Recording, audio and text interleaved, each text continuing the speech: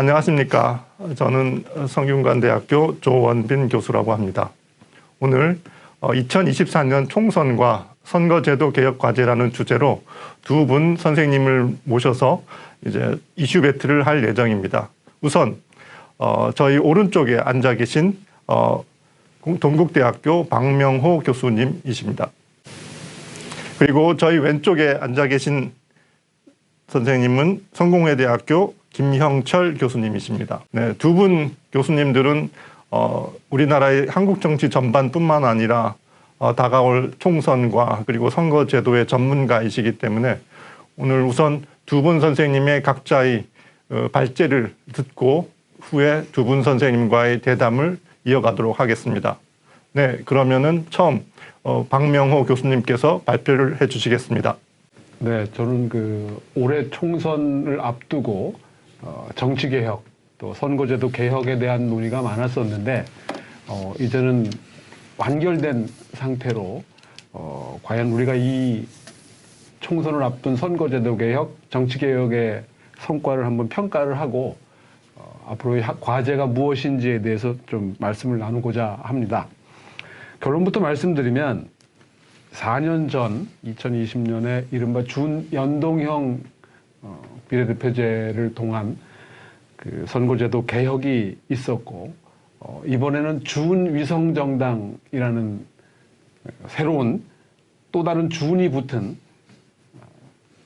선거제도가 시행이 되면서 개혁은 실패했다, 또 미루어졌다 라고 생각이 됩니다. 지금 선거를 40여일 앞둔 상황에서 이 제도로 할 수밖에 없는 상황이 됐기 때문에 과연 미루어진 개혁을 4년 후의 총선, 또 8년 후의 총선을 향해 가면서 어떻게 우리가 준비해야 되는지에 대해서 총론적으로 좀 말씀을 드리고자 합니다. 특히 2032년에 국회의원 선거와 대통령 선거가 한 달 간격으로 치러지는 시점을 목표로 그때 이제 개헌을 통해서 대통령과 국회의원의 임기 조정 등 또 전반적인 대한민국 공동체의 헌정 질서를 어떻게 가져갈 것이냐에 대한 논의를 지금부터 시작해야 된다는 관점에서 보면 이번 선거제도 개혁의 실패, 정치개혁의 실패에 대한 평가가 필요하다고 생각이 됩니다. 사실 정치개혁은 이미 제도화되었습니다. 찾아보니까 2002년에 정치개혁 특위라고 하는 것이 만들어지기 시작을 했고 그 이후에 보면 매 선거 때마다 선거 전에 그것이 대선이든 지방선거든 국회의원 선거든 정치개혁 특위가 구성이 돼서 많은 논의가 있어 왔었습니다. 이번에도 예외 없이 정개특위가 구성이 됐었고 특히 이번 21대 국회는 1년여 만에 출범 1년여 만에 정치개혁과 관련한 초당적 의원 모임이 대다수 의원들이 참여한 가운데 출범하면서 정치개혁 논의가 좀 더 길게 깊게 가지 않겠느냐라는 기대를 모았지만 결과적으로 한 것은 별로 없고 기대만 높였던 그런 국회이지 않았나 생각이 될 정도로 제도화된 정치개혁의 시대를 지나왔다고 생각이 됩니다. 이 제도화된 정치개혁의 시대에도 우리가 많은 논의를 이제 해왔지만 정치개혁이라고 하는 것은 개헌으로 이제 완성이 되어야 되는데도 불구하고 정치개혁 논의 자체는 있었지만 또 선거제도 개혁 논의는 있었지만 이것이 선거제도에 대한 개혁부터 성공하지 못했기 때문에 개헌 자체도 이루어지기 어려웠던 것이라고 생각이 됩니다. 특히 선거제도 개혁이 실패했기 때문에 2018년 개헌도 실패했던 것이 아닌가 생각이 되거든요. 선거제도에 대한 합의가 존재하지 않았기 때문에 이루어지지 않았기 때문에 결국 개헌은 실패할 수밖에 없었다. 즉 선거제도 개혁이 가장 출발점이다라고 하는 부분에라고 한 것을 보면 역시 2032년 개헌을 목표로 한다 하더라도 지금부터 그 논의가 그렇게 긴 기간임에도 불구하고 성공적일 수 있느냐고 하는 부분은 또 다른 부분이라고 생각이 됩니다. 자, 그럼 선거제도 개혁이 출발점이고 개헌이 완결되는 것이라고 한다면 2018년 개헌이 실패한 거는 선거제도 개혁에 합의가 되지 않았기 때문이라고 볼 수 있는 것이고, 따라서 선거제도 개혁이 출발점이고, 개헌이 완결된 정치개혁의 완결이고 최종 목표라고 한다면, 그러면 그런 선거제도 개혁, 또 정치개혁, 개헌을 통해서 우리가 궁극적으로 추구하고자 하는 것은 무엇이냐라고 한다면, 견제와 균형, 또 공공성과 문제 해결 능력의 거버넌스를 지향하는 협치의 정치가 아닌가 생각이 됩니다. 이런 협치의 정치가 지금 안 되고 있기 때문에 이런 방향으로 나가야 된다라는 것이고, 그 출발점이 이제 정치개혁의 선거제도 개혁이라고 하는 것이라고 한다면, 양극화된 정치, 양당 패권주의라고 하는 지금 우리가 목격하고 있는, 또 우리가 계속 겪어오고 있는 이런 독점의 정치라고 하는 것, 양극화된 정치라고 하는 것, 양당 패권주의 정치라고 하는 부분으로부터는 벗어나야 된다라고 하는 게 그 목적이지 않았나 생각이 되고요. 이 독점의 정치가 꼭 다수결 민주주의에서만 나타나는 현상은 아닌데, 우리는 이런 것이 특별히 더 강화될 수밖에 없는 상황이지 않은가 생각이 되고요.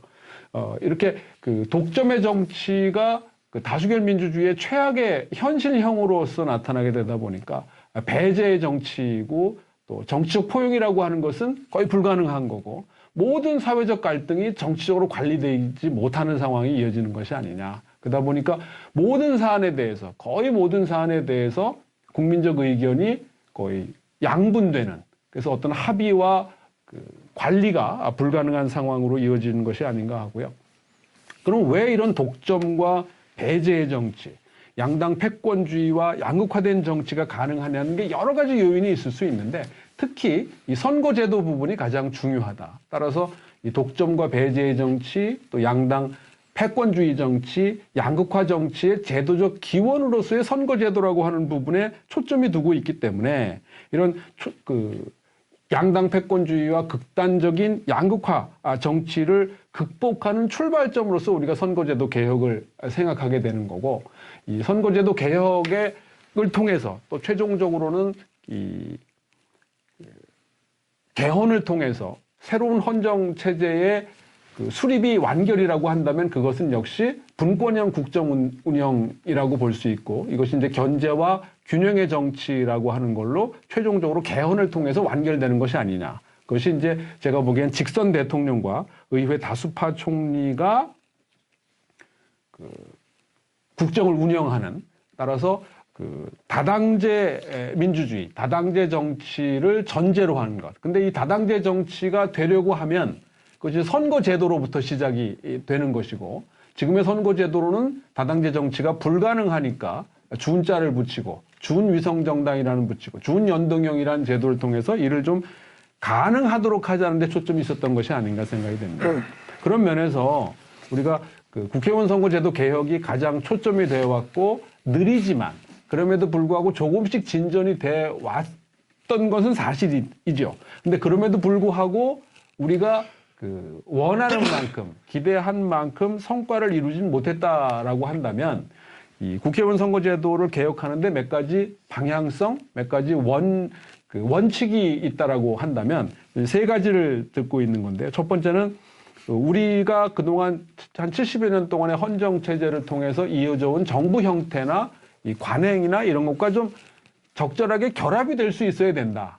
어느 날 갑자기 내각제로 개헌하자 이렇게 할 수는 없는 거고, 지금까지 앞서 좀 언급이 지적이 됐지만 대통령제를 내각제적으로 운영하는 것도 우리 정치를 이렇게 만드는 여러 요인 중에 하나인데, 그럼 대통령제도 아니고 내각제도 아니니 차라리 한쪽으로 가자라고 하는 논의도 있지만, 어찌됐든 우리는 중간선에서 하이브리드 형태로 국정을 운영해온 정부 형태이기 때문에 정부 형태와 어느 정도 적절하게 결합이 되는 국회의원 선거제도여야 한다는 것이고, 두 번째는 단순 다수 소선거구제 국회의원 선거제도라서 한 표라도 더 이긴 사람이 당선되는 방식이고, 거의 모든 국회의원 선거에서 절반에 가까운 표가 사표가 되는 것이 국회의 대표성과 또 이 투표의 비례성을 제약하는 요소라는 측면에서 보면, 비례성과 대표성이 좀 더 제고되는 방향으로의 선거제도 개혁이어야 한다. 그런 면에서 연동형 제도가 처음에 제안이 됐던 거고,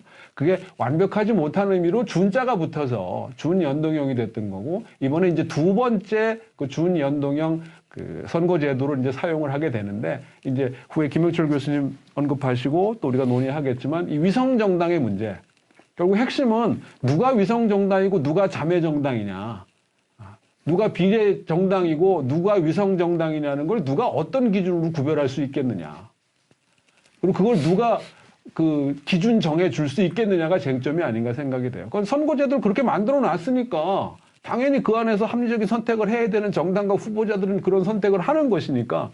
그래서 과연 정말 그 준연동형 제도라 하더라도 저는 비례성과 대표성을 제고했느냐.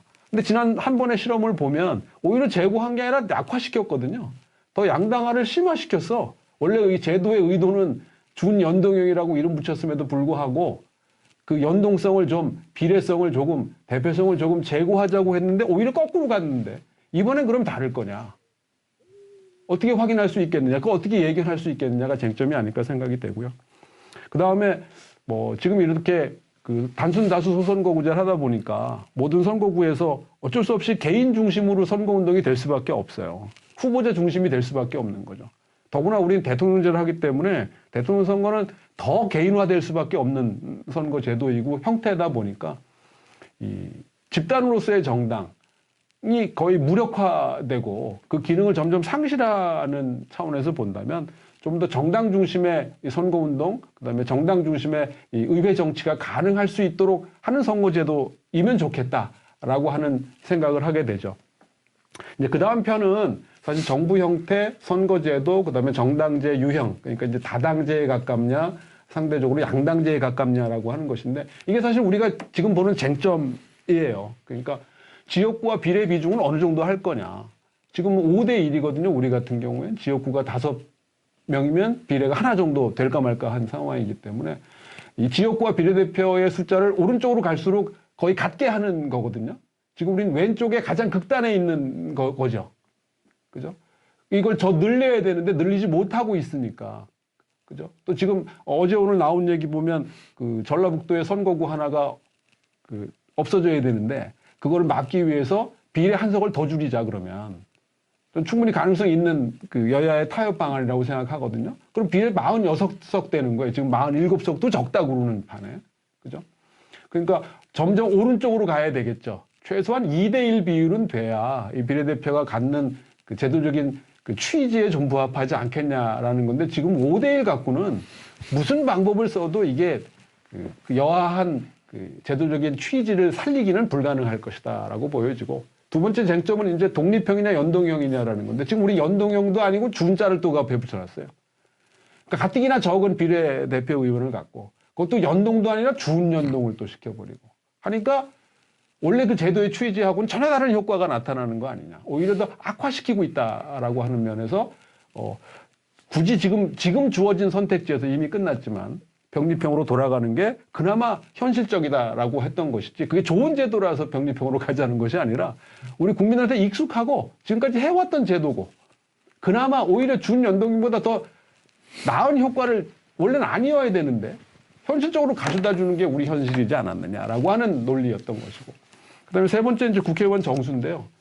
의원 수를 늘려야 된다라는 건데, 왜냐하면 지역구 의석수를 줄일 수가 없으니까 앞서 말씀드린 것처럼 비례대표 한 석 더 줄일 수도 있는 상황까지 돼가고 있는 판에 뭐 늘린다는 건 지금 뭐 말도 못 꺼낼 상황이 아닌가 싶습니다.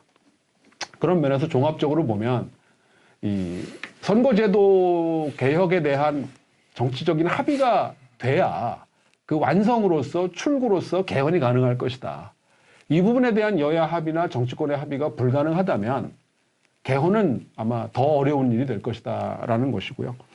여태까지 우리 경험이 이제 그런 것이었다고 생각이 되고, 그런 면에서 한 8년여 시간이 남았는데 그 시간 동안 이 선거제도에 대한 합의만 이루어진다고 한다면, 지난번 선거 때 그 준연동형 선거제도가 실패했던 이유 중에 하나는 여야 합의가 없었다라는 거예요.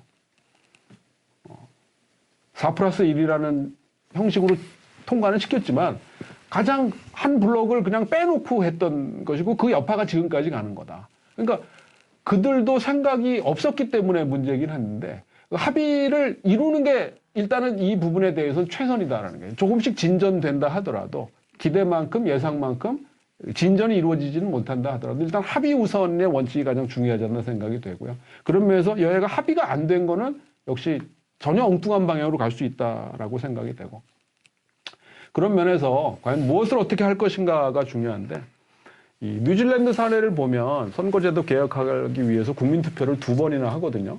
이걸 개혁할 거냐 말 거냐를 가지고 투표를 하고 뭘로 할 거냐 고 투표를 하게 되는데 그 가장 극단적인 사례라고 치면 국민적인 관심과 압박이 가장 중요하다. 근데 지금 선거제도도 설명하기가 어려워요.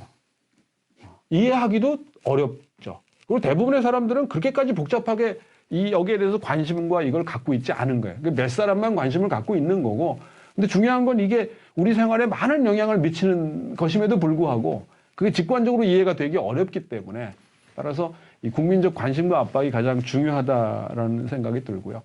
왜냐하면 그들은 국민들이 원하는 게 뭐냐라고 하는 것에 그 가장 민감한 사람들이기 때문에 국민들이 그런 방향을 원한다면 시키지 않아도 스스로 할 거라고 하는 거죠. 근데 지금 국민들이 그걸 원치 않는 것 같이 보이고 잘 모르는 것처럼 보이고 관심이 없어 보이는 것처럼 보이기 때문에 여기에 굳이 이들이 관심을 가질 이유가 없다라는 데 문제가 있지 않나 생각이 돼요. 그런 면에서 이번에 이제 새로 또 국회가 구성이 되는데 이 국회의원들의 또 정치인들의 또 정당의 그 어떤 공공성에 대한 이해가 좀 필요하지 않냐. 그러니까 지금 공천 과정에서도 많은 그런 문제들이 생기는 건데 나의 이해하고 우리의 이해하고 전체의 이해가 가능한 같은 방향으로 놓여지고 이게 3개가 또는 2개가 충돌했을 때 내 이해보다는 내 개인적인 이해관계보다는 우리보다는 전체의 이해관계를 좀 우선하려는 생각들이 있는 사람들이 해야 되는데 오히려 이게 거꾸로 돼 있는 전체가 어떻게 되든 상관없고 우리가 어떻게 되든 상관없고 나만 좋은 게 좋은 거다라고 하는 사람들이 있다 보니까 이런 일이 이제 반복되는 것이 아닌가 생각이 되고 그다음에 우리 사회 전반적인 분위기이기도 하고 정치적인 특히 정치권에서 아주 흔하게 일어나는 일이지만 이게 모든 논의가 총론적이에요. 그리고 단기적이야. 뭐 해야 한다라는 거의 당위적인 논의에 머물다 보니까 그 당위적인 걸 과연 어떻게 할 것이냐에 대한 논의는 상대적으로 적다라는 거예요. 그 총론적이다 보니까 동시에 또한 단기적이야. 당장 뭘 해야 되는데 선거제도 개혁 같은 경우도 당장 될 수 있는 일이 아니거든. 그러니까 좀 나눠서 이를테면 22대 국회는 이렇게 하고 23대는 이렇게 하고 24대 이런 식으로 좀 순차적으로 좀 물론 다 한꺼번에 가면 제일 좋은데 그게 안 되면 좀 나눠서 갈 수 있지 않느냐. 좀 총론적인 것에서 단기적인 것에서 좀 계획적이고 좀 장기적인 거로 좀 이렇게 좀 뭐랄까 좀 변화가 있어야 된다라고 하는 것이고요. 그 다음에 정치권을 중심으로 뭐 여야를 통틀어서 보면 야당은 고민이 너무 많은데 진정성이 없어서 문제는 거고 여당은 아무 생각이 없어서 고민이 없어서 문제가 아닌가 싶어요. 그러니까 한쪽은 생각이 없고 한쪽은 진정성이 없어. 그러다 보니까 되는 일이 없는 거죠. 그러니까 문제는 양쪽 다 제일 잘 아는 것 같고 제일 말을 많이 하지만 제일 모르는 게 정치개혁이고 선거제도 개혁이라고 할 수밖에 없어요. 그럼 왜 하는 건지 뭘 어떻게 해야 되는 건지에 대해서 그래서 이런 부분에 대한 교육도 좀 필요한 것 같고 교육까지 이런 걸 좀 이해하는 사람들이 정치를 해야 되는 거 아닌가. 왜 거기 가서 그 일을 하고 있는 건지 그게 도대체 뭘 해야 되는 건지 그리고 왜 우리가 이 논의를 해야 되는지에 대한 근본적인 의문이 들지 않느냐. 그게 개인과 가문의 영광을 위한 것이 아니라 이게 좀 더 우리 공동체의 삶의 보탬이 되는 일을 하고 우리 공동체의 질서를 어떻게 가져가야 이게 지금의 대한민국이 아니라 미래의 대한민국이 되는 것에 대한 고민이 있어야 되는데 그런 부분에 대한 고민은 양당 모두 없는 것 같다. 그래서 한쪽은 좀 고민을 좀 하고 한쪽은 좀 진정성을 좀 찾아야 이게 우리가 만족하는 정치가 되지 않겠나 생각이 되고요. 그런 면에서 우리 김영철 교수님 이어서 하시는 발표가 좀 더 구체적인 이미 선거제도 개혁은 다 끝났거든요. 이미 이 제도를 지금 선거를 해야 돼. 40여일 후에. 그러니까 지금 아무리 논의를 해봐야 바꿀 수 있는 건 하나도 없는 상황이기 때문에 중요한 건 지금 쟁점이 되는 부분에 대해서 과연 어떻게 해야 되느냐라고 하는 게 쟁점이지 않을까 생각합니다. 이상입니다. 네, 지금까지 박명호 교수님께서 다가올 총선뿐만 아니라 선거제도 개혁에 대해서 논의하지만 근본적으로 우리가 고민해야 될 게 정당 내지는 정치인들의 그런 공공성에 대한 고민이 무엇인가. 그 고민을 하기 위해서는 민주주의 유형, 그 민주주의 유형에 기반한 개헌, 그리고 그 개헌을 위해서는 선거제도 개혁에 대한 합의가 되게 중요하다라고 말씀해 주셨습니다. 그래서 그만큼 그런 개혁이 중요함에도 불구하고 또 하나 정치인들로 하여금 그런 선거 개혁을 이루기 위해서는 시민 여러분들의 그 비판적인 자세도 되게 중요하다는 말씀을 해주셨습니다. 향후 이제 토론 과정에서 좀 더 구체적으로 이런 이슈들에 대해서 논의해 보도록 하겠습니다. 그럼 다음에는 김형철 교수님께서 위성정당 어떻게 억제할 수 있나 좀 더 구체적으로 이번 총선에 발생하고 있던 지금 우리가 투표를 앞두고 있는 그런 위성정당 문제에 대해서 발표를 해 주시겠습니다. 네, 안녕하십니까. 방금 소개받은 김형철입니다. 앞서서 박명호 교수님께서 굉장히 선거제도, 전반적으로 이제 정치개혁, 한국에서 해야 될 정치개혁의 방향이라든가 또 앞으로 그 정치개혁의 내용들이 어떠한 내용들을 담아야 될지에 대해서 말씀해 주셨습니다. 그러니까 굉장히 총론적으로 말씀을 해 주셨고요. 그 과정에서 이제 선거제도 개혁의 어떠한 중요성을 굉장히 잘 말씀해 주셔서 저는 이제 지금의 2024년 앞으로 한 40여일 남았는데요. 이 2024년 총선을 앞두고 주요하게 쟁점이 되고 있는 내용과 관련해서 좀 말씀드리도록 하겠습니다. 자, 우선 뭐 제목은 위성정당 어떻게 억제할 수 있나라고 되어 있는데 여기에 이제 숨겨져 있는 거는 위성정당이 왜 문제인가를 짚어가면서 그 문제를 해결할 수 있는 방안을 제시하는 그러한 내용으로 발표를 진행하도록 하겠습니다. 한국 국회의원 선거제도 개편의 어떤 목적에 대해서 저희가 한번 생각해 볼 필요가 있다고 생각합니다. 2022년 준연동형 비례대표제로 선거제도가 개정되었습니다. 하지만 저희가 생각하던 또는 선거학자들이 생각했던 준연동형 비례대표제의 정치적 결과가 제대로 나타나지 않았다라는 점 때문에 다시금 이러한 선거제도 개정에 대한 논의가 계속 이어졌고 이것이 지난 1년과 올 초까지도 지속적으로 계속 국민들의 어떤 관심 사항이 아니었나라는 생각이 듭니다.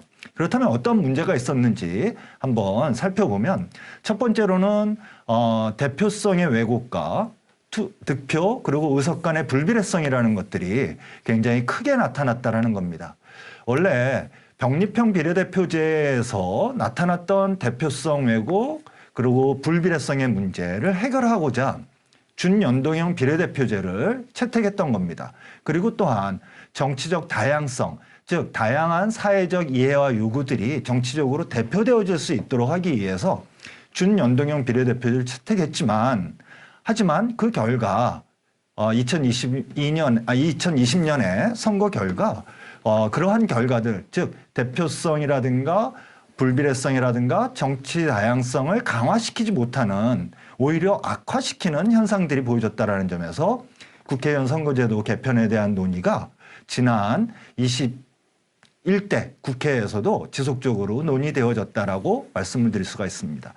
두 번째는 책임정당 정치의 실패를 말씀드릴 수 있습니다. 지금 우리가 이제 주요하게 사용하고 있는 거는 단순 다수제입니다. 즉 각 지역의 후보들을 선출하는 방식이 이제 단순 다수제고요. 그 다음에 이제 그거와 결합되어져서 이제 비례대표제가 결합되어져 있는데 이러한 단순 다수제의 어떠한 효과 중에 하나가 특히 부정적 효과 중에 하나가 인물 중심의 선거 경쟁이 이루어진다라는 겁니다. 그리고 인물을 중심으로 해서 책임을 묻는 형태가 만들어진다라는 거죠. 그러다 보니까 정당은 이 선으로 빠져 있고 그 인물들, 즉 국회의원이라든가 아니면 더 나아가서 대통령 개인에 대해서만 책임을 묻는 이러한 문제가 생기는 거죠. 그러다 보니까 정당 정치가 발전하지 못하고 정당이 책임감 있게 국민들의 요구에 반응하려고 하지 않는다라는 점, 이러한 점들을 우리가 말씀드릴 수 있을 것 같습니다. 다음은 이제 지역 정당 체계가 계속 유지될 수밖에 없었다라는 겁니다. 이 지역 정당 체계가 유지되는 중요한 이유 중에 하나는 지역구 의석의 비율이 굉장히 높다라는 거고요.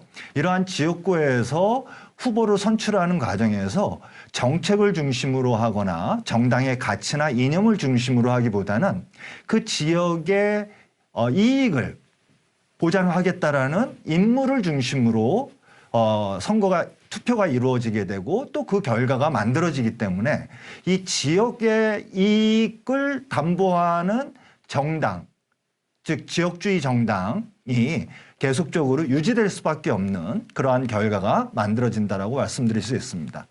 다음은 이제 표의 등가성의 확보입니다. 아직까지도 22대 총선이 한 40여일 남았지만 선거구가 확정되어지고 있지 않습니다.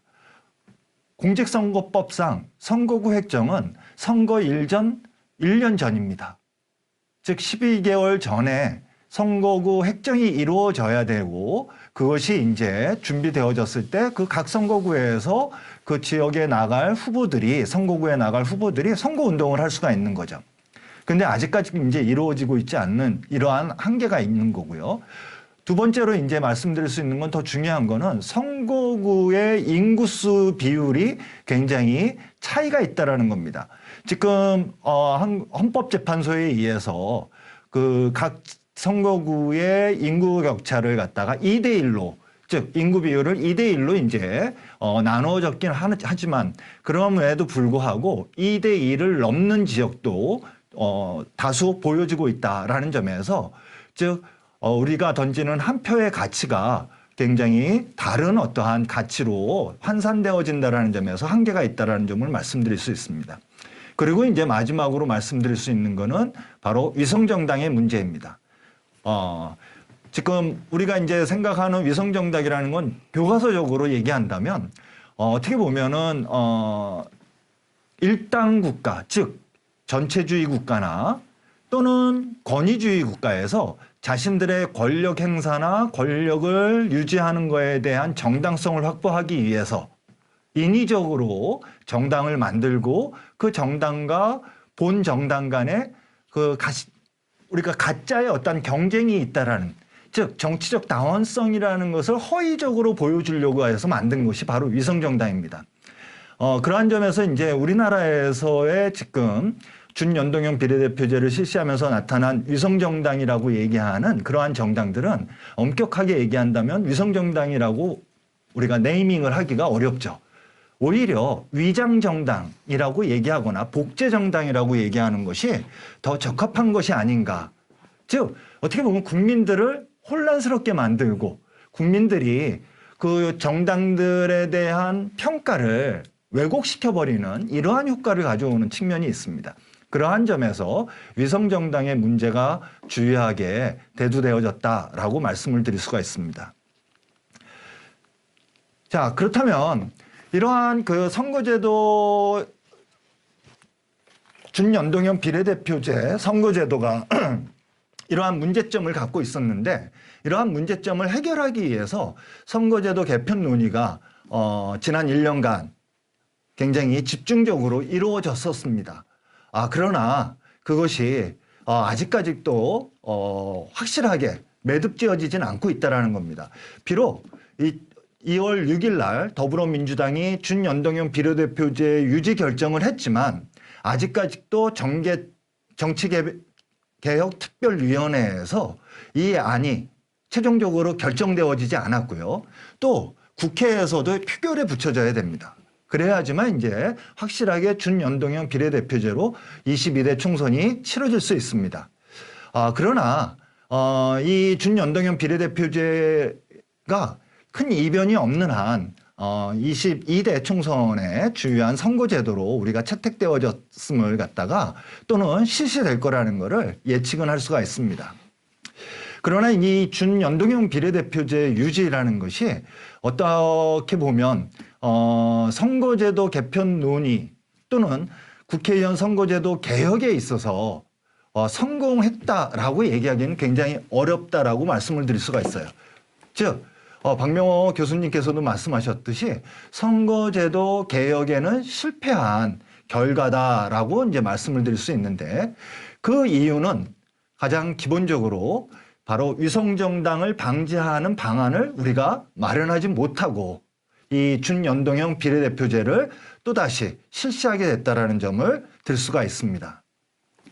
즉 위성정당이 존재함으로 인해서 준연동형 비례대표제를 도입한 취지인 선거 비례성, 정치적 대표성, 정치 다양성이라는 것들이 저해되었습니다.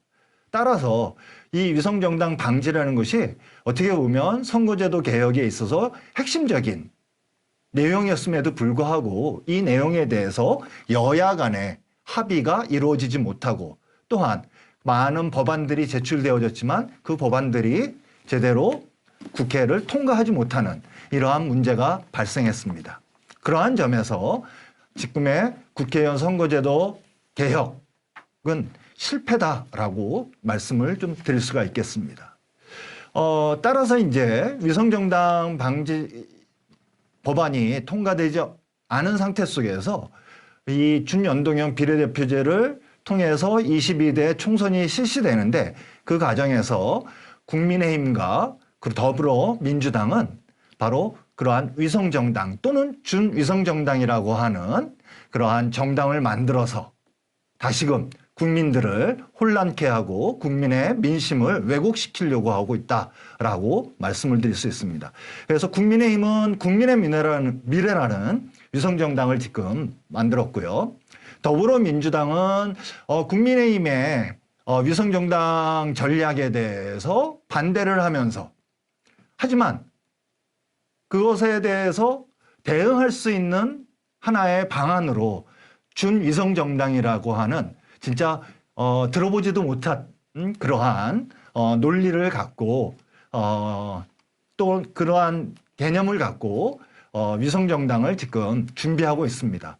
그래서 오늘 날짜로 이러한 더불어민주당의 위성정당의 당명을 결정했는데요. 그게 바로 더불어민주연합입니다. 그러한 점에서 봤을 때 이 더불어민주당의 더불어민주연합은 21대 총선에서 보여줬던 더불어시민당과 어떠한 차이점이 있는지 참 궁금하고요. 차이점이 과연 있을까라는 의구심을 좀 갖게 되는 측면도 있습니다. 이 같은 거대 양당의 움직임, 위성정당 움직임은 앞서서도 말씀드렸지만 선거 불비례성이라든가 거대 양당의 의석 독점을 갖다가 다시금 재현하는 그러한 결과를 가져올 것이 명약관화하다라고 좀 말씀을 좀 드릴 수 있겠습니다. 21대 총선의 불비례성 양당 독점화, 위성정당에 의해서 만들어진 이러한 현상을 좀 간단하게 데이터를 통해서 살펴봤는데요. 지금 좌측에 있는 것은 바로 선거 불비례성 지수를 보여주는 것이고요. 우측에 있는 것은 거대 양당의 의석 점유율을 보여주는 것입니다. 그래서 이 준연동형 비례대표제 하에서 위성정당이 존재하는 그러한 상황 속에서 불비례성이 얼마나 늘어났나를 이제 좀 확인할 수가 있습니다. 전반적으로 비례대표 선거에서 봤을 때 지속적으로 17대 이후 서서히 증가하는 현상이 이제 보여집니다. 그래서 거의 선거 불비례성 지수가 6점을 넘는 이러한 모습을 보이고 있고요. 그 다음에 이제 지역구 선거에서의 불비례성을 봤더니 12점이 넘습니다.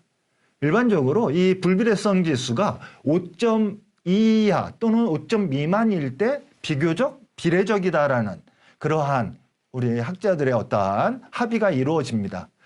그러나 지금 한국의 선거의 경우에 보면은 21대 총선인 경우에는 지역이든 비례든 다 지금 5점 이상을 넘기고 있다라는 것. 특히 비례에서는 12점이라고 하는 12점이 넘는 이러한 불비례성을 보인다라는 점에서 한국의 선거제도가 굉장히 준연동형 비례대표제가 굉장히 불비례적인 성격을 띠고 있다라고 말씀을 드릴 수 있습니다.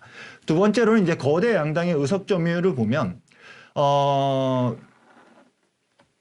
지금 17대부터 21대까지 쭉 보면 지금 21대에서 94.3% 가장 높습니다. 즉 거대 양당이 전체 300석 중에 거의 95% 정도를 차지하고 있다는 거죠. 그만큼 군소정당들의 의회 진입이 굉장히 가로막혀 있다. 어렵게 돼 있다라고 말씀을 드릴 수 있겠고 그 얘기는 곧 군소정당을 지지하는 사회 세력들의 이해와 요구가 정치적으로 대표되어지고 있지 못하다. 즉 정치적 대표성이 왜곡되어져 있다라는 점을 말씀드릴 수가 있겠습니다. 그래서 21대의 각 정당들의 득표율 또는 에 기초해서 의석률이 전국 병립형으로 했을 때와 그다음에 위성정당 없는 준연동형으로 했을 때 과연 어떻게 변화되는가를 한번 계산해 봤습니다. 그랬더니 위성정당이 없는 준연동형 비례대표제를 했을 경우에는 확실히 떨어집니다. 낮아지는 수치를 보일 수 있습니다. 그래서 86.7% 정도의 양대 정당이 가져가는 의석 비율이 만들어지고요. 하지만 이제 전국 병립일 경우에는 별 차이가 없다라는 것이 확인됩니다. 그래서 바로 위성정당이 없을 때 어떻게 보면 정치 다양성과 정치적 대표성이 보다 더 강화되어질 수 있다라는 점을 이 두 개의 또 불비례성도 낮아질 수 있음을 이 두 개의 그래프를 표를 통해서 그림을 통해서 우리가 확인할 수가 있다라고 말씀을 드릴 수 있습니다. 다음 그렇다면 이러한 위성정당 전략을 왜 거대 정당들은 사용하고 있는가? 그것은 두 가지의 어떠한 이유 때문이다라고 좀 말씀을 드릴 수 있는데 하나는 선거제도의 제도적 효과 그리고 다른 하나는 행위자들의 이익 극대화 전략의 상호작용이다라고 말씀을 드릴 수 있습니다. 즉 제도적 요인으로 위성정당을 만들 수밖에 없는 이유는 지역구 의석과 비례 의석 간의 불균형이 심합니다. 즉 비례 의석에 비해서 지역구 의석이 거의 5.4배 많습니다. 그러다 보니까 정당이 받은 비례 득표율에 정당 득표율에서 의석을 배분해 줬는데 지역에서 우위를 점하고 있는 정당들은 어떻겠습니까? 비례 의석을 한 석도 못 가져가는 경우들이 발생을 한다는 겁니다. 이러한 경우에 자신들이 비례 의석을 더 확보하고 또는 비례 의석을 확보하기 위해서 그러한 위장, 즉 위성정당을 만들고 위성정당을 통해서 비례 의석 확보와 더 나아가서는 전체 의석을 더 많이 얻으려고 하는 즉 선거 승리를 위한 그러한 전략을 만들 수밖에 없다라는 겁니다. 바로 이러한 위성정당 전략은 어떻게 보면 준연동형 비례대표제 또는 연동형 비례대표제에서 지역구 의석을 모두 초과 의석화하는 그러한 전략이라고 이제 말씀을 드릴 수가 있겠고요. 두 번째로 이제 행위자의 이익 극대화 전략입니다. 앞서서도 이제 말씀드렸지만 정당이 전체 의석수를 극대화하고자 하는 것들이 어떻게 보면 당연합니다. 정당은 선거에서 승리를 목표로 하는 거죠. 그래서 이러한 선거에서 승리하기 위해서 이러한 선거를 치르게 되는데 근데 이 목표를 성취하기 위해서 과연 정당한 방법으로 선거에서 승리를 하는 것이냐 아니면 부당한 방법 정당하지 못한 방법으로 선거에서 승리를 하느냐 요거의 차이가 있는 것 같습니다. 위성정당 전략은 어떻게 보면 후자라고 말씀드릴 수가 있겠죠. 정당한 방법보다는 부당한 방법을 통해서 자신들이 선거에서 승리를 하기 위해 이러한 위성정당 전략을 택하게 되는 거고 그것을 통해서 어떻게 보면 자신들의 어떠한 의회 내에서의 우위를 점하려고 하는 또는 독점적인 성격을 강화하고자 하는 그러한 어떠한 욕심이라고 할까요? 아니면은 그러한 이익을 우선시하는 측면이 있다라고 좀 말씀드릴 수 있습니다. 그래서 위성정당 전략은 전반적으로 이러한 선거제도의 제도적 효과 그리고 행위자의 이익 극대화 전략이라는 것이 상호 결합해서 만들어지는데 이 결과 민의는 왜곡되어지고 그리고 연동형 비례대표제 또는 준연동형 비례대표제에서의 정당 중심의 의석 배분 원리를 왜곡하는 그러한 결과를 가져온다는 점에서 이 위성정당을 방지하는 것이 굉장히 중요하다라고 말씀을 드릴 수가 있겠습니다.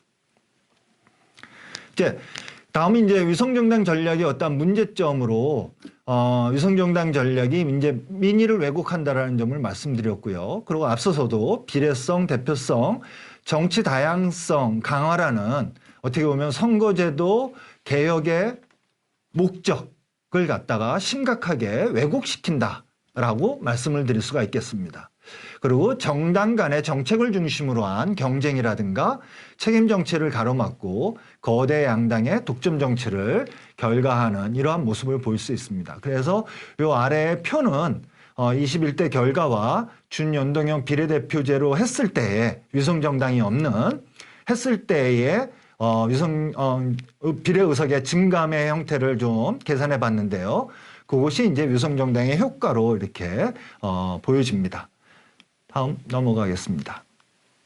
네, 그렇다면 이제 비례연합정당과 위성정당 구별하기 뭐 이러한 점 속에서 우리가 이제 위성정당을 억제할 수 있는 방안을 좀 말씀드릴 필요가 있지 않을까라는 생각이 드는데요. 정당 간 선거연합은 어떻게 보면은 뭐 우리나라에서도 그렇고 또 특히 이제 비례대표제를 채택하고 있는 많은 국가에서는 아주 자연스러운 현상입니다. 그렇기 때문에 이 선거연합이 잘못됐다라고 말씀드리기는 어렵고요.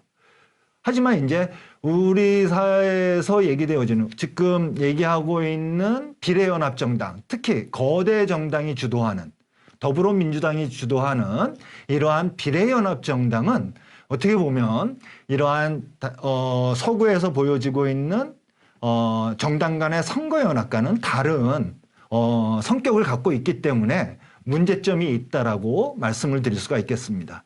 우선적으로 우리가 잘 알다시피 선거연합을 하기 위해서는 그 두 정당 간의 가치나 정책의 어떠한 근접성, 유사성의 기초에서 이루어져야 됩니다. 단순하게 정치 지도자들 간의 밀약을 통해서 연합이 이루어지는 것이 아니라 가치와 정책을 중심으로 연합이 이루어져야 된다는 것. 두 번째로는 어떻게 보면은 선거연합을 하기 위해서는 두 정당이 똑같이 선거에 참여하고 그 선거 속에서 자신들의 어떠한 득표에 대해서 자신들이 서로 요구하는 점들을 갖다가 득표를 획득하고 그 득표 획득한 걸 갖고 두 정당 간에 서로 간에 쉽게 양보해주는 이러한 현상이 이제 이루어지는데 이게 이제 우리가 연합 명부제라고 하는 그러한 어떠한 용어로 사용되어지는 건데요.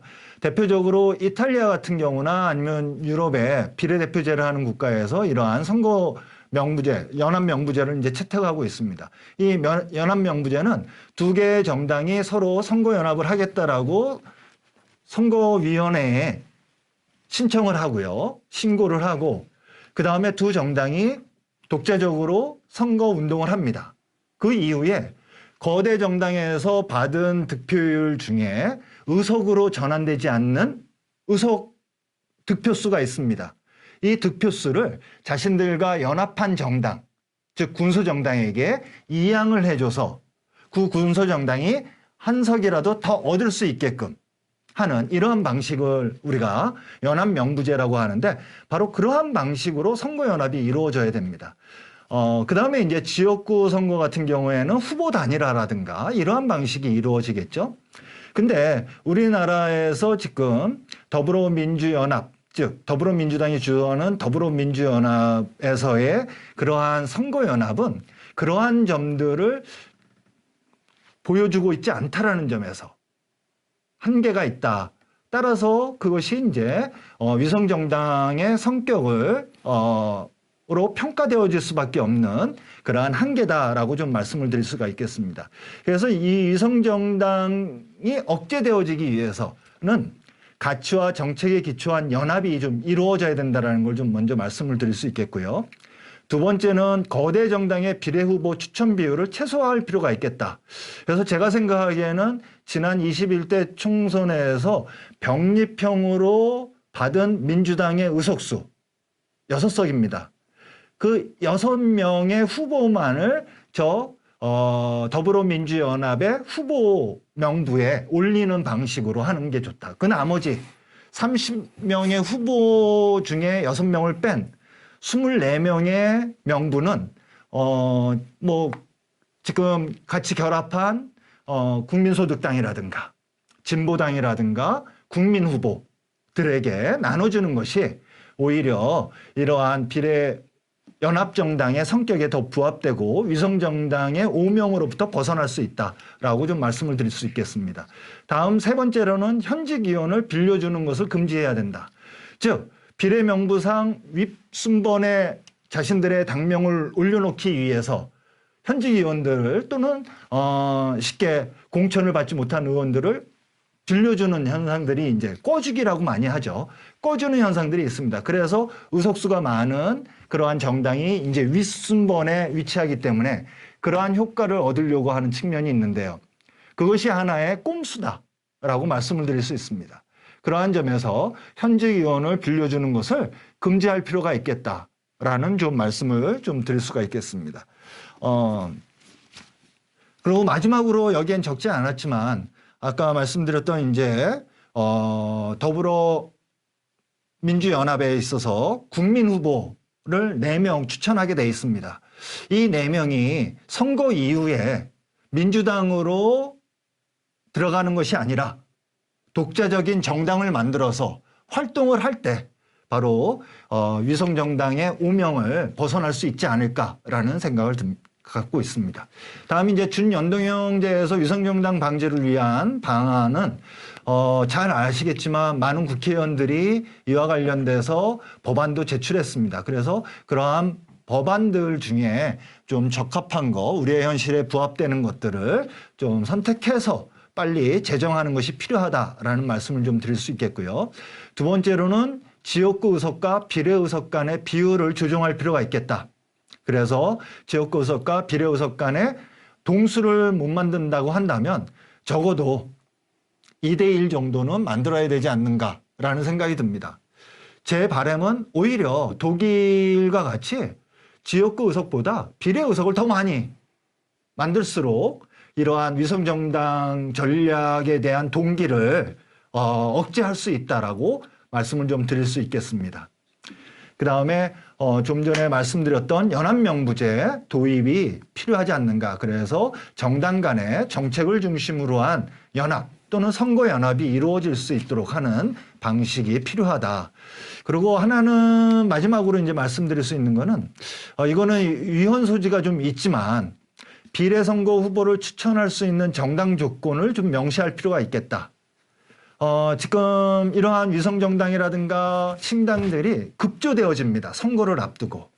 그러다 보니까 그 정당이 어떠한 역할을 했는지, 어떠한 정책을 중요하게 생각하는지 모르고 국민들은 투표를 하게 되고, 이러한 투표는 당연히 정책과 무관하게 인물을 중심으로, 그래서 정당의 어떠한 책임 정치가 굉장히 약화되어지는 이러한 모습들이 보여집니다.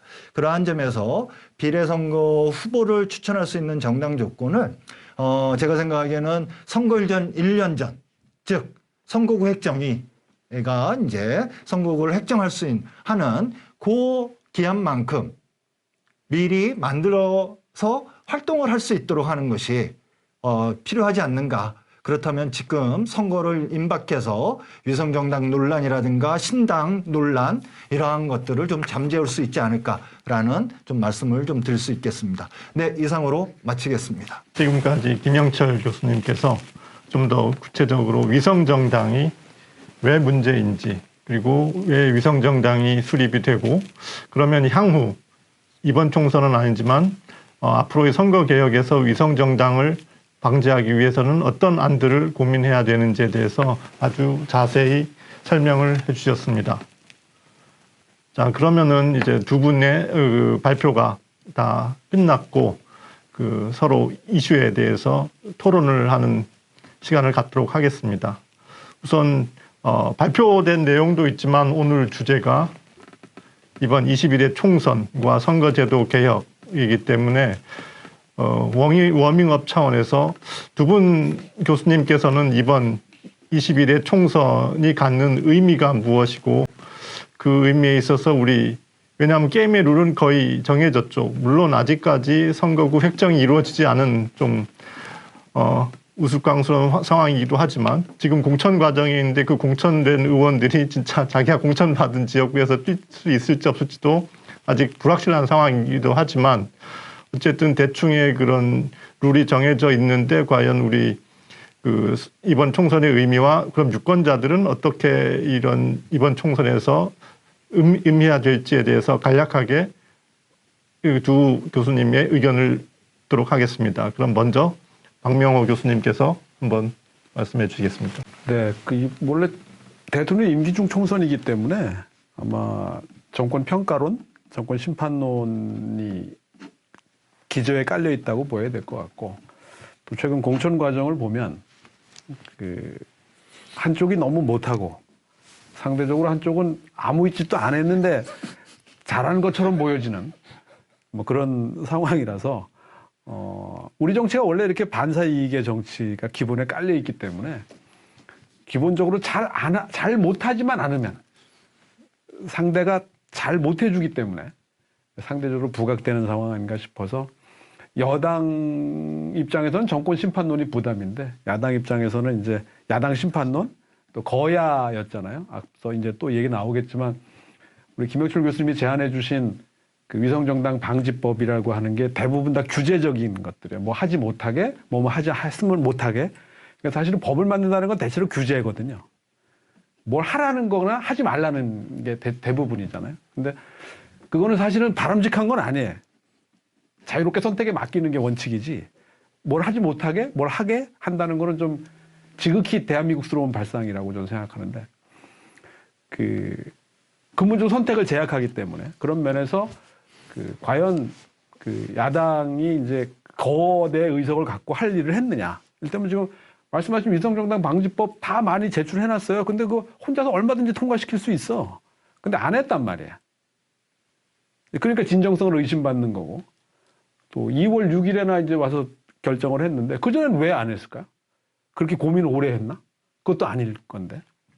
그런 면에서 보면 야당 심판론도 있을 거고. 그러니까 이게 심판론의 선거가 됐는데, 양당 심판론도 있잖아요. 제3지대라는 차원에서. 그러니까 양당에 대한 불만도 유권자층으로 보면 최대 40%까지 있거든요. 그러니까 양쪽의 핵심 지지층 한 60씩, 30씩 해갖고 한 60에서 65, 뭐 70? 그럼 최대 한 40까지는, 적어도 30까지는. 그러니까 지금도 조사들을 보면 제3지대에 대한 선호가 나오는데 그게 각각의 정당으로 이어지지 않고 있는 거거든요. 그런 면에서 양당 심판론. 그러니까 이제 안타까운 거죠. 어떻게 보면 이제 심판의 선거만 있는 건데, 선거가 심판 성격을 갖는 건 맞지만 거기서 한 발짝 더 나가면 그럼 뭘 할 건데?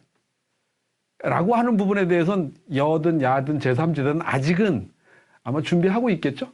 우리한테 보이려고. 뭐 그런 아쉬움이 좀 있는데, 그런 한 3개의 심판론이 일단은 충돌하는 게 아닌가 생각합니다. 감사합니다. 그러면 다음에는 우리 김명철 교수님께서.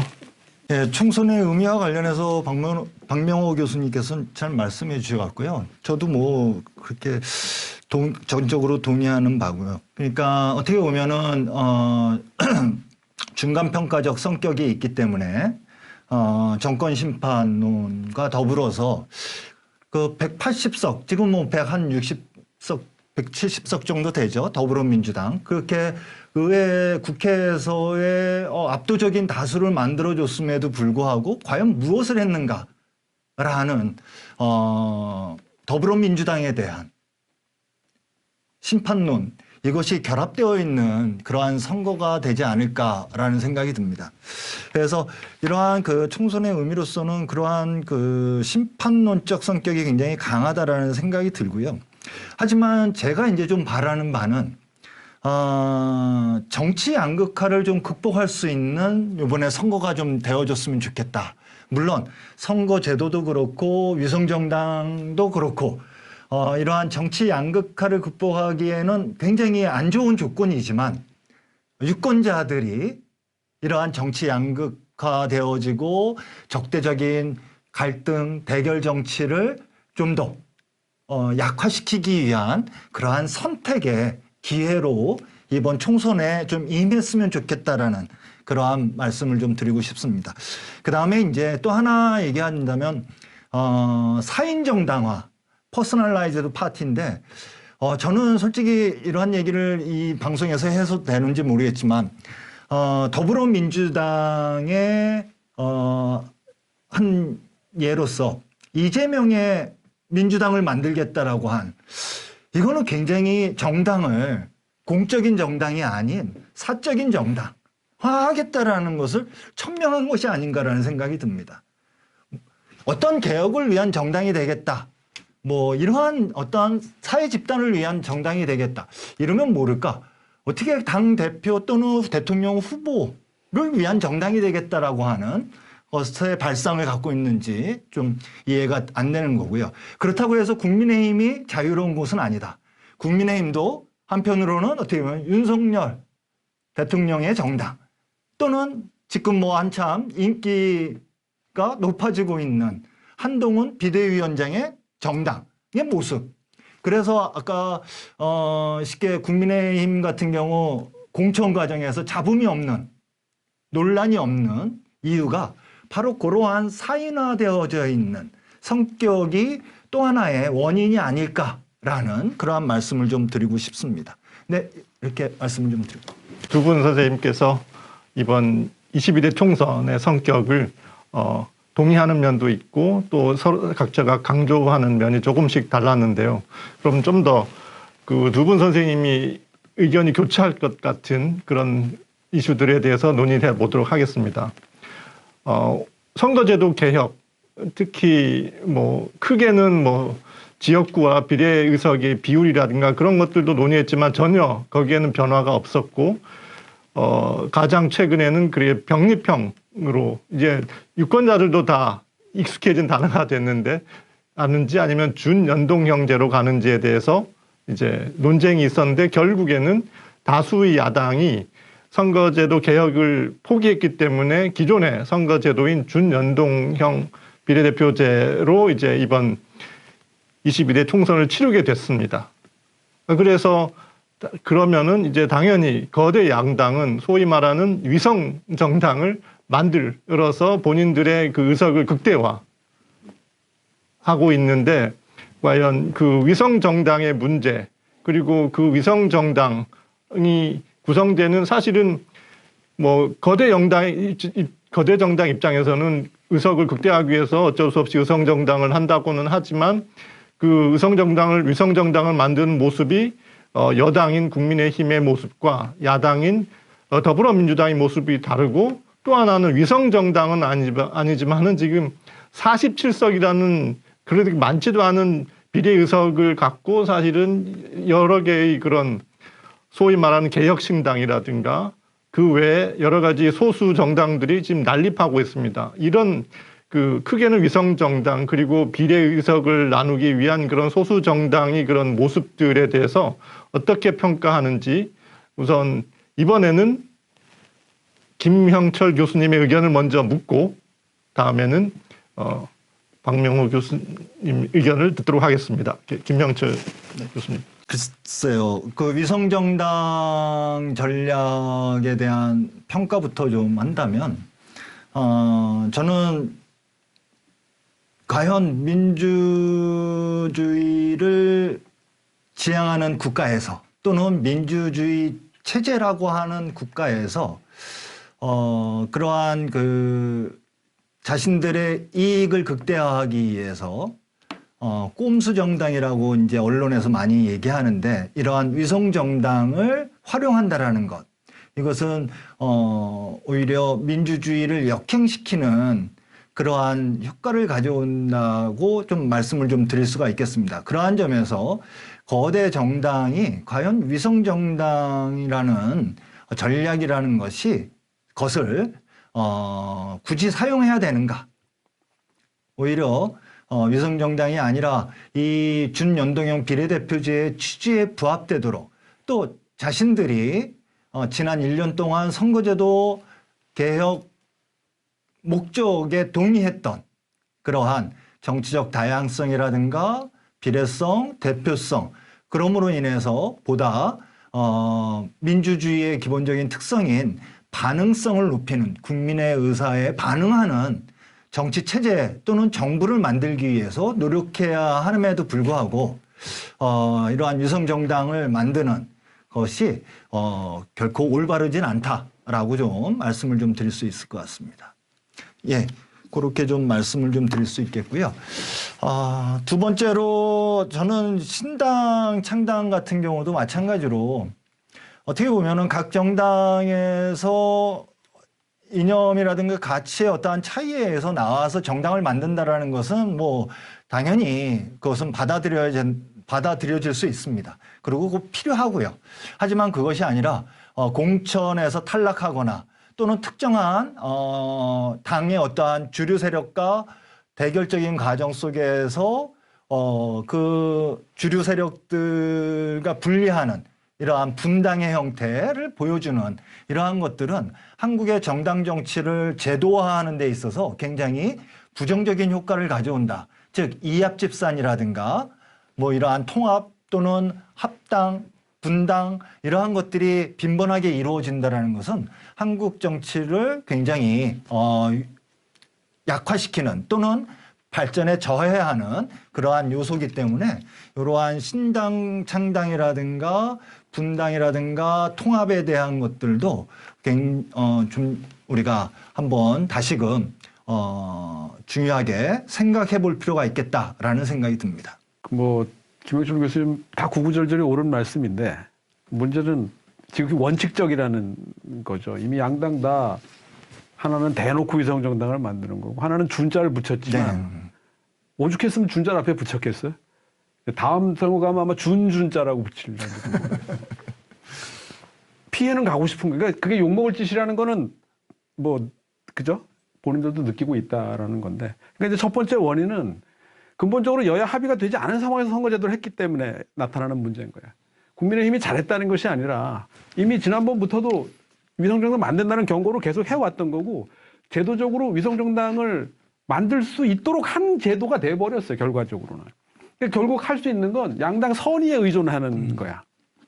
근데 그거는 대단히 그분들에게 무례한 요구라고 난 생각합니다. 비즈니스처럼 정치를 하는 사람들한테 손해를 보라는 거는 좀 무례한 요구죠. 손해볼 게 뻔한데 그거를 감수하겠다라고 하는 거를 요구한다는 게 과연 가능한 일일까? 원칙적으로는 가능한데 현실적으로는 그걸 제어할 수 있는 방법이 없는 거고. 그러니까 그걸 준자를 붙여서 결국은 우회하는 거지. 결국 마찬가지 결과를 가져오는 거고. 더 안타까운 건가요? 아니면 어떤 건지 모르겠는데 유권자의 절반 이상은 그 두 정당에 그걸 찍어요. 어떻게 보면 60% 가까이는 찍는다고. 그죠? 그러니까 결국 그들의 선택이 됐어.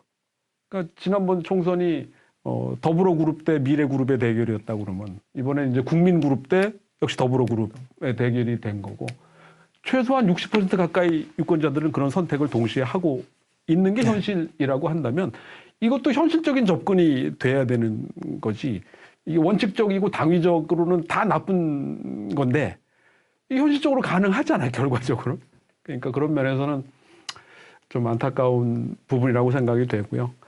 뭐 우리나라 정당들은 시초부터 시작해서 사실 명사 정당으로 출발했었어요. 김성수의 뭐 여운형의 박헌영의 그죠? 뭐 여운형 또 뭐 그 박헌영 그다음에 뭐 김일성의 뭐 이런 식으로 그죠? 개인화된 지금도 그 틀에서 솔직히 벗어나지 못하고 있는 거고 오죽하면 조국신당이라는 이름이 조국을 넣느냐 마느냐 가지고선 고민하잖아요. 그걸 넣어야 되거든. 그들의 입장에서 보면. 근데 그게 빠지면 사람들이 잘 몰라요. 그게 무슨 정당인지. 그러니까 어떻게든 조국을 넣으려 하는 거와 똑같은 맥락이죠. 그러니까 그건 비즈니스처럼 정치하니까 가능한 얘기고 그들은 비즈니스맨이거든. 근데 그거를 원칙적이고 당위론적으로 이야기한다고 해서 말은 시원하지만 과연 현실적으로 그걸 제어해낼 수 있겠느냐. 따라서 우리 좀 더 현실적인 접근이 필요하지 않나 생각합니다. 그 다음 이슈는 그 사실은 이번 총선에서 거대 양당의 문제도 있긴 하지만 사실은 거대 양당이 공천 과정 물론 그 이전부터 그 당내 갈등들이 있었기 때문에 소위 말하는 개혁신당이라는 그 국민의힘에서 나온 정치 집단도 있고 마찬가지로 더불어민주당에서도 지금 나와서 이제 새로운 정당을 구성하고 있고 또 그들 간의 이합 집산도 있는데 과연 이번 22대 총선에서 그런 소수 정당이 영향력이 얼마나 클지 과연 그들이 영향력이 그 유권자들의 선택을 얼마나 받을 수 있을지에 대해서 두 분 선생님들은 어떻게 생각하시는지 궁금합니다. 우선 박명호 교수님 어떻게 생각하십니까? 저는 우리 이제 학자들도 그렇고 우리 시민들도 그렇고 편견이 있다고 생각하는 것 중에 하나가 정당이나 국회가 시끄러우면 싫어해. 근데 기본적으로 거긴 시끄러워야 되는 동네거든요. 거기 안 시끄러우면 제의를 사실 잘 안 하는 거야.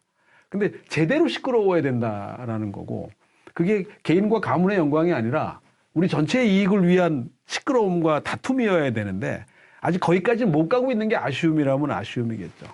그런 면에서 이번에 제3지대가 사실 성공할까 말까가 또 쟁점 중에 하나인데 충분히 잠재력은 있다라고 생각이 돼요. 그러니까 양당 정치, 양당 패권 정치, 양당 중심의 진영 양극화 정치에 대한 불만은 충분히 쌓여 있는데 이게 이제 폭발이 돼서 분출구 역할을 그들이 과연 할 수 있느냐가 이제 쟁점인 거고. 그러니까 아이러니는 제3지대에 대한 요구가 30~40%까지도 가는데 중도층, 무당층 뭐 이렇게 분류되는 사람들로 종합하면. 근데 각 당의 제3지대의 정당 지지는 그렇게 못 따라간다라고 하는 거. 그러니까 요 간격을 얼마나 좁힐 수 있느냐가 이제 관건인 것 같고. 지금 시점에서 보면 국민의힘에서 갈라져 나온 이준석 신당과 더불어민주당에서 갈라져 나온 이낙연 신당이 역할 분담이 되는 베스트 시나리오도 있지 않느냐. 그러니까 여태까지 대부분의 시나리오는 실패 시나리오였어.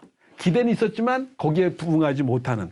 왜 못했는지 모르겠지만 하여튼 결과적으로는 그렇게 되는 게 지금까지의 경험이었고 두 번의 성공이 있었지만 그것도 그 지역을 장악하고 있거나 아니면 대선 후보급 주자가 있을 때 성공했던 거라서 이번에 과연 그러냐에 대해서 비춰보면 사실 좀 어려운 게 보는 게 맞고 그러면서 베스트 시나리오 반대쪽에 아주 최악의 시나리오는 실패 시나리오가 맞을 거예요. 근데 좋은 쪽으로 좀 기대 섞인 또는 전망을 해본다면 수도권하고 MZ세대를 중심으로 한 그 이준석 신당의 파괴력하고 호남을 배경으로 한 이낙연 신당하고 친민주당 성향을 지지층으로 한 이낙연 신당이 역할 분담이 서로 엇갈릴 수 있다라고 하는 거예요.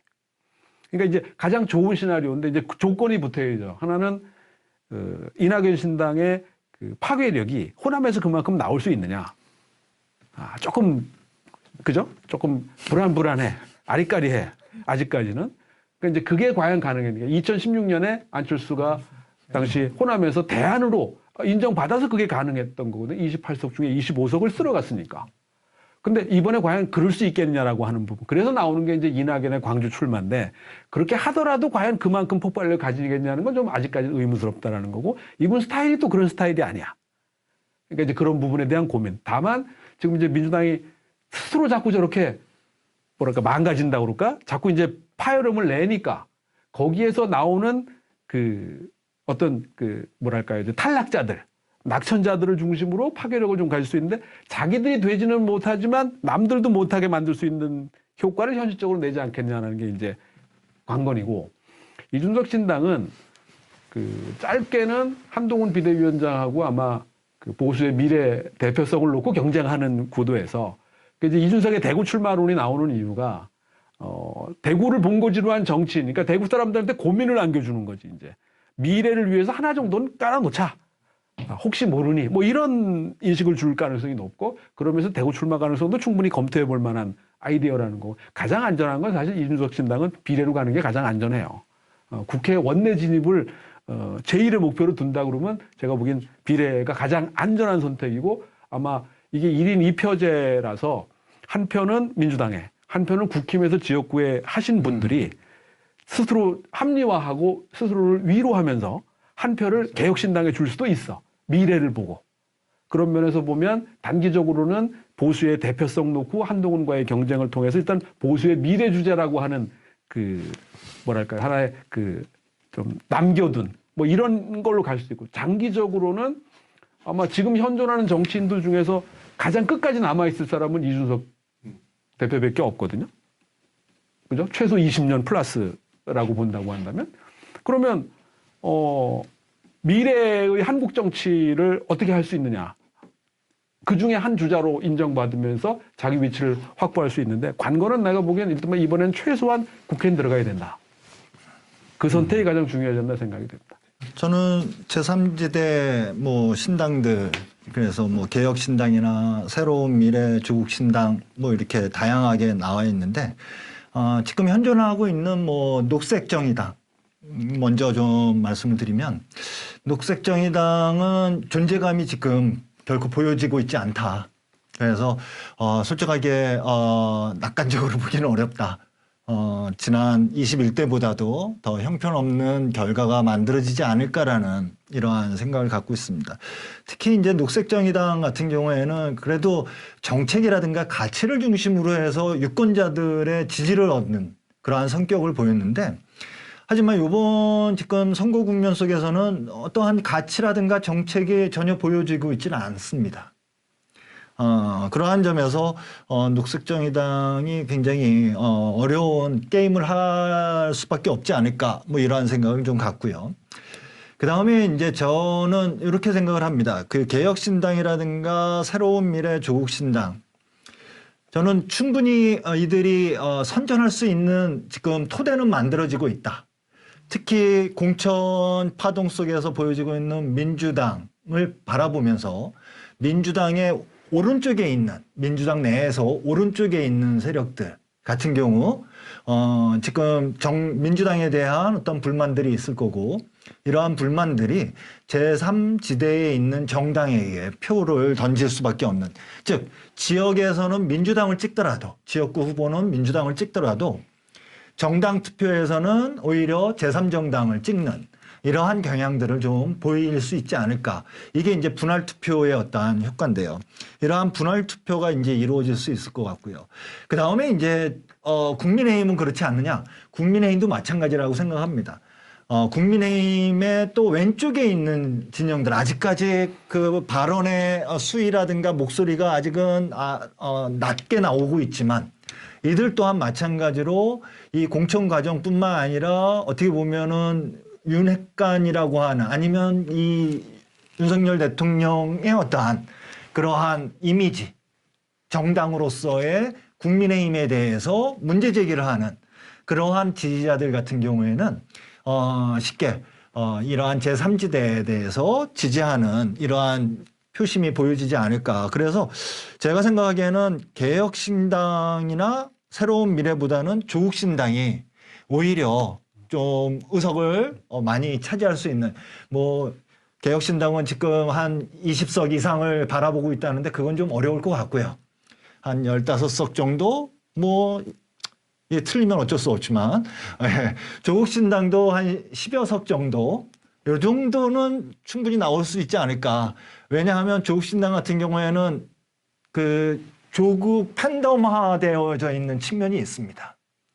이 팬덤 정치가 굉장히 무서운데, 이러한 팬덤화되어져 있는, 그래서 민주당을 지지하면서도 이 조국에 대한 지지가 보여지는 분할 투표를 하는 이러한 유권자들이 많을 수 있기 때문에 조국신당도 일정하게 선전하지 않을까라는 생각을 좀 갖습니다. 지루한 이제 거의 끝날 때 됐으니까 지루하실 테니까 재밌는 얘기 겸해서. 하나만 더 하려고 하는데. 아, 그래요?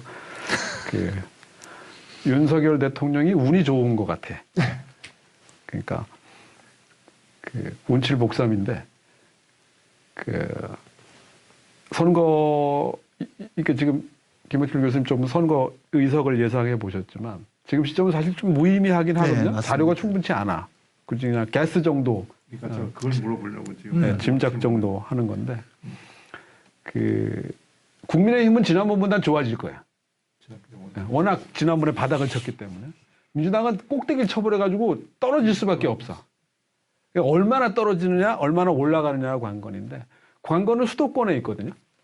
그러니까 그와 관련해서 아예 답변까지 이어서 가면 그 수도권이 122석인데 여기서 20%를 하면은 24석이에요.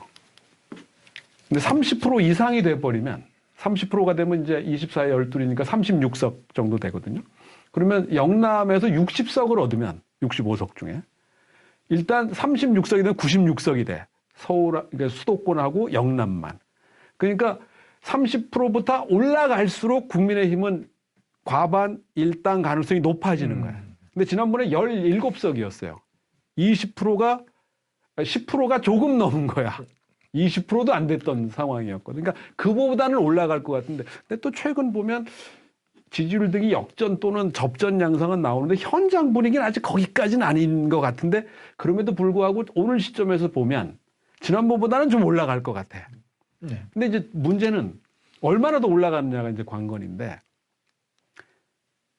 한쪽은 떨어지고 한쪽은 올라갈 거라서 앞서 말씀드린 제3지대. 그러니까 이준석 신당이 전혀 의도하지 않았는데 국민의힘하고 역할 분담을 하는 셈이 될 가능성이 있지 않냐라는 거. 그러면 그건 민주당 입장에서는 마이너스가 되는 거고 원래 자기들 지지층이었을 사람들이 떨어져 나가는 게 되니까 국힘으로 바로 가진 않더라도 적어도 나를 찍진 않는 상황이 벌어지는 거고 또 이낙연 신당은 반대로 나를 직접적으로 민주당 입장에서 보면 위협하는 존재이기 때문에 내 걸 어쨌든 갉아먹을 거라는 거고 또 현직 의원들이 출마를 하면 아마 자기가 될 거라는 가능성은 없어도 누구 후보가 안 되게 만들 수 있는 가능성은 높아져요. 제일 위험한 경우인데 그렇게 되면 그 손해는 민주당 쪽이 좀 더 많을 가능성이 높지 않느냐. 그러니까 윤 대통령 입장에서는 한 거 별로 없는데 어떻게 보면 하나도 없는데 알아서 결과적으로 도와주는 셈이 된 거고 원래 문장은 자기가 한 것보다는 누가 하라고 하지도 않았는데 상대가 오히려 적군들이 하라 하지도 않았는데 알아서 해주는 결과는 내 크레딧이 돼버리는 그게 인생사니까 참고하시면. 사실 마지막 주제였었는데 박명호 교수님께서 이제 아직은 사실은 우리가 40여일이 남은 상태에서 우리가 녹화를 하고 있는데 그 총선에 대한 그 대충적인 그 예상을 하고 계십니다. 당연히 그러면은 김명철 교수님께도 같은 질문을 드리도록 하겠습니다. 김명철 교수님은 이번 22대 총선 결과가 어떻게 마무리될 거라고 생각하시는지요? 네, 항상 틀려왔기 때문에 이 예상이 항상 틀려왔기 때문에 또 틀린 답을 또 말씀드릴 수밖에 없지 않을까라는 생각이 듭니다. 저는 뭐 두 거대 정당이 과반 의석을 어떠한 정당도 좀 차지하기 어려운 지금 조건이 아닌가. 비록 지금 지지율 조사를 하면 압도적인 지지율을 확보를 하고 있지만 거대 정당들 간에 그러나 그 점점 이제 그 개혁신당이라든가 뭐 조국신당이 완전하게 이제 부각이 되어지고 그리고 또 완전하게 선거체제로 돌입이 된다면 저는 그 두 개의 정당 모두 다 과반 의석을 차지하는 데는 굉장히 어려움을 겪을 수밖에 없다라는 좀 말씀을 좀 드릴 수 있겠고요. 그 다음에 그러면은 과연 제1당이 어느 정당이 될 것이냐. 전 여전히 그래도 아직까지는 더불어민주당이 1당이 될 가능성이 크지 않느냐. 물론 공천 논란 이런 것 때문에 지금 좀 시끄럽지만 지지율도 많이 빠고 하지만 그러나 이제 이게 어느 정도 공천으로 완료되면 다시금 이제 그 이재명 대표와 민주당을 중심으로 한 그 지지 그룹들의 어떤 역할들 그들의 어떠한 선거 운동이라고 얘기하면 안 되겠죠. 그러한 그 SNS라든가 이러한 것을 통한 그러한 지지 세력들을 다시금 모아내는 역할들을 해낼 것이다. 그때는 어떻게 보면 지금의 국민의힘의 지지와 민주당의 지금 지지율의 어떠한 변화를 가져오게 될 것이고 그것이 선거에 임박해서 결정적으로 나타나기 때문에 선거 결과에도 영향을 미칠 것이다. 그러한 점에서 제1당은 그래도 더불어민주당이 가져갈 것이다라는 그러한 생각을 갖습니다. 여기에 이제 한 가지 더 붙인다면 그래도 국회에서의 더불어민주당에 대한 그런 무능력을 심판하기보다는 윤석열 정부에 대한 심판론이 더 크게 작동되고 있다라는 것이 또 그것을 반증하는 증명하는 하나의 하나의 그 근거가 될 수 있지 않을까라는 말씀을 좀 드리고 마무리 짓겠습니다. 지금까지 두 분 교수님의 그 다가올 21대 총선과 선거제도 개혁에 대해서 의견을 나눴고요. 비슷한 면도 있지만 서로 다른 주장을, 다른 시각을 여러분들께 보여주셨습니다. 사실 다가올 총선 아주 중요합니다. 사실은 모든 선거가 중요하죠. 사실 그 선거가 윤석열 정부에게도 중요하고 야당을 지지하는 야당에게도 중요하지만 제일 중요한 것은 국민, 특히 시민 여러분들한테 되게 중요하다고 생각합니다. 시민이 직접 정치에 참여할 수 있는 기회가 그렇게 많지 않은데 선거라는 게 되게 중요한 기회가 된다고 생각합니다. 그래서 이 비디오 클립을 통해서 이 다가올 총선이 얼마나 중요한지 그리고 이런 것들이 여러 유권자들이 선택에 중요한 정보가 되었으면 좋겠습니다. 그럼 이상으로서 배틀 토론 마치도록 하겠습니다. 수고하셨습니다.